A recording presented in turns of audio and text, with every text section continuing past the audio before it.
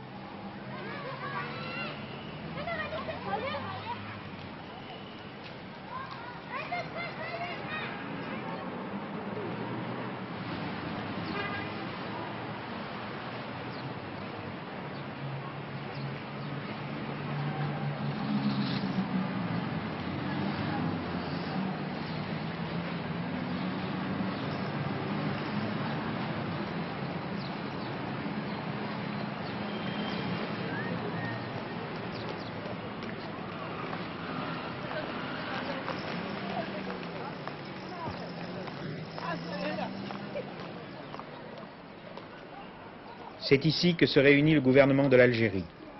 Il y a 10 ans, souvenez-vous, ce bâtiment s'appelait le gouvernement général, le GG comme on disait. Mais aujourd'hui, comme hier, le forum s'appelle toujours le forum.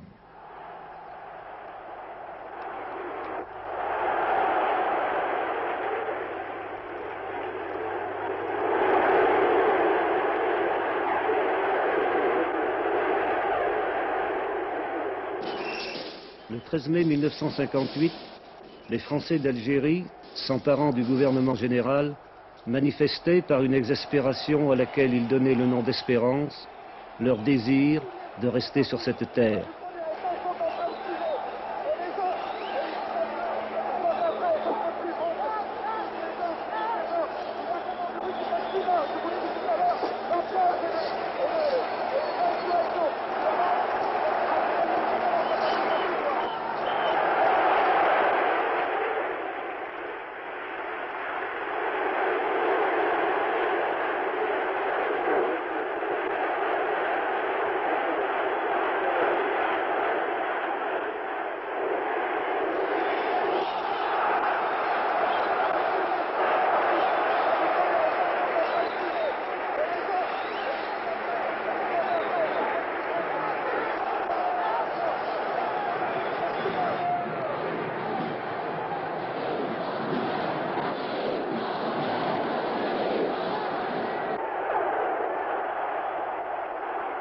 Algérienne, Algérien, je viens de recevoir du général de Gaulle le message suivant. Je serai parmi vous mercredi prochain. Attendez-moi avec calme et confiance.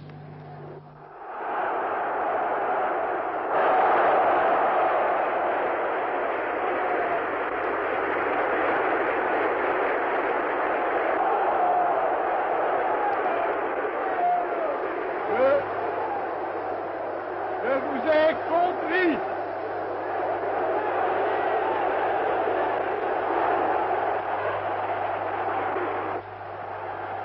Je sais ce qui s'est passé ici.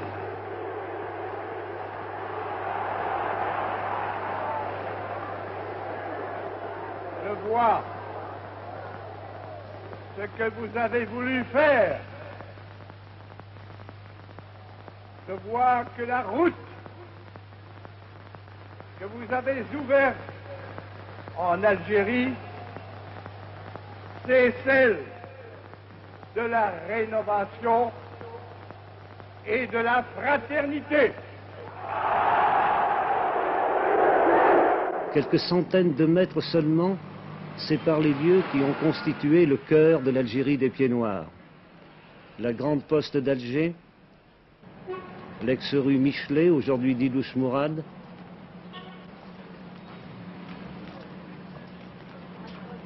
la cafétéria et l'automatique, aujourd'hui cercle des étudiants, plastiqué au début de la bataille d'Alger,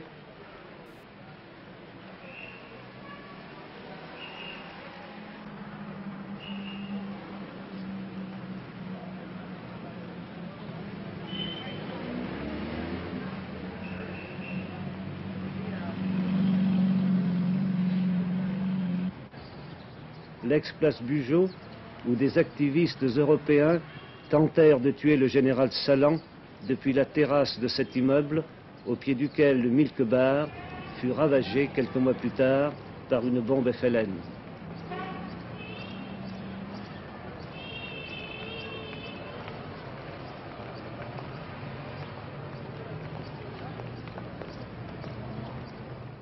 L'Algérie a connu 130 ans de présence coloniale. L'Algérie existait avant. Qu'est-ce qu'elle était avant, l'Algérie? C'était un État islamique. C'était un État islamique englobé dans le grand ensemble islamique, et les hommes algériens se sentaient d'abord comme des musulmans. Enfin, il n'y a qu'à penser que l'Algérie était sous domination, en tout cas nominale, d'un gouvernement turc, puisque le Dey lui-même était turc, et la plupart de ses officiers, de ses grands administrateurs étaient des Turcs. Il y avait aussi des Algériens, bien sûr. De plus en plus d'Algériens, d'ailleurs, vers la fin. Mais ces Turcs n'étaient pas du tout sentis comme des étrangers. D'abord parce qu'ils étaient musulmans, ensuite parce qu'ils s'étaient algérianisés depuis le temps de leur entrée en Algérie. Là-dessus, il y avait certainement une société à la fois urbaine et rurale, avec une très vieille civilisation, un certain équilibre, une certaine intégration de cette société. Et c'est tout cela, je crois, qui a été détruit par cet événement absolument capital pour la société algérienne, qu'a été l'occupation coloniale, et surtout pour la première génération. Pour la première génération qui a eu à subir justement le choc, non seulement le choc militaire qui peut-être est secondaire par rapport à l'autre choc, qui consistait à devoir renoncer à soi, à devoir renoncer à ses habitudes les plus ancrées, enfin à sa vie simplement. Et à partir de là, il y a eu une espèce de... Enfin, il y a eu une évolution qui, je crois, peut être marquée par 3 étapes. Une première étape de prostration, presque, nous avions perdu tout. Une deuxième étape de... je ne sais pas comment dire, d'essai d'adaptation à la colonisation, parce que la colonisation s'est implantée de plus en plus profondément dans notre pays. Les gars étaient bien obligés de réagir à ça.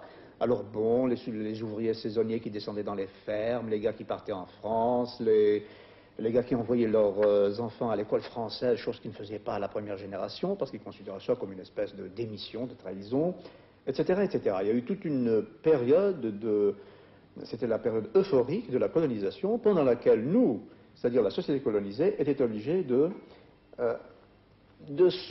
s'adapter tant bien que mal à l'ordre existant. Bon.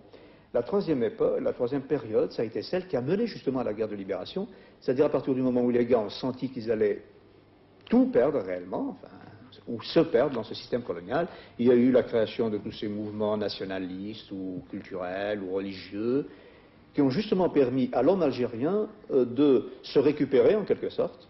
Et on peut dire que le dernier acte de cet essai de récupération, ça a été la guerre de libération qui a éclaté en 1954.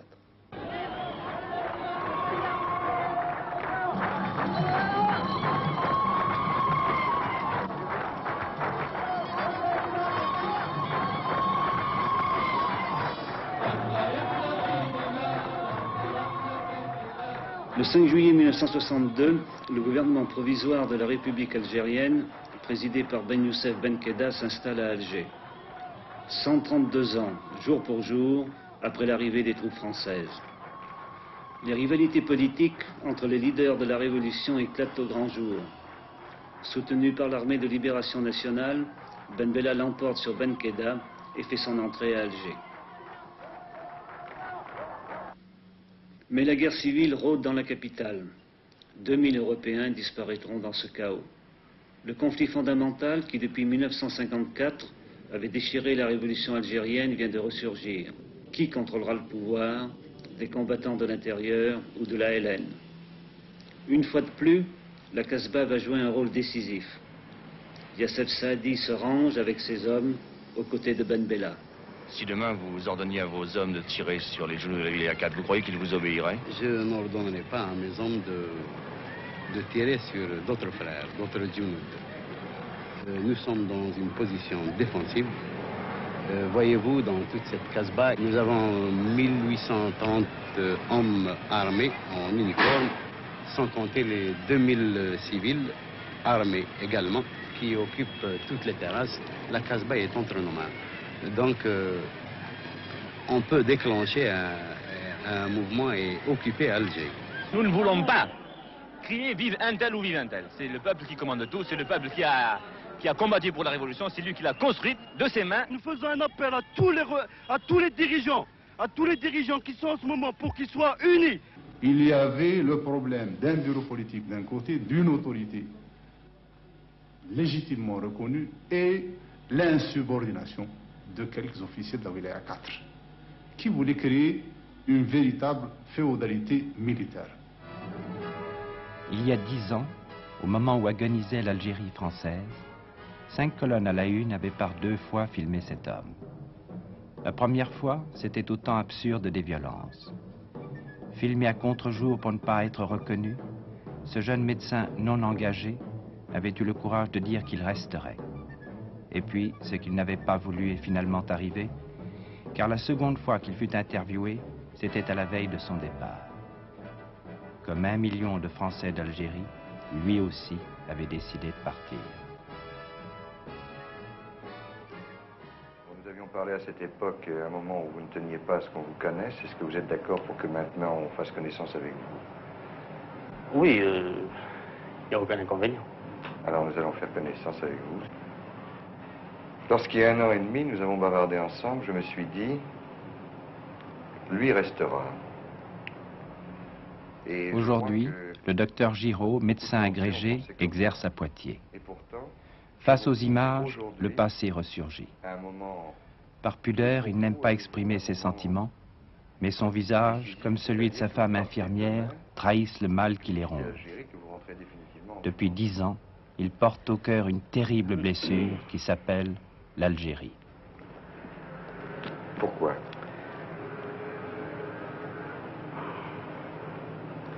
Évidemment, ce n'était pas une décision facile à prendre, à cause de tout ce qu'on peut imaginer. Et très longtemps, j'ai cru que je resterais en Algérie. Très longtemps. J'ai cru que la vie serait possible.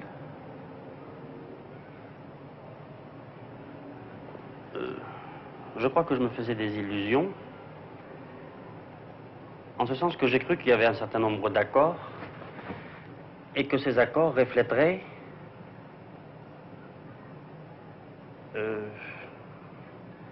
les désirs des Algériens et quand même seraient l'espèce de canevas qui réglerait les rapports entre les Algériens et nous.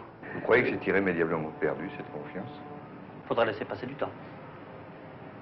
Peut-être que d'ici 2 ou 3 ans, la vie sera certainement plus facile. À ce moment-là, c'est pas impossible. C'est pas impossible. Alger est une belle ville.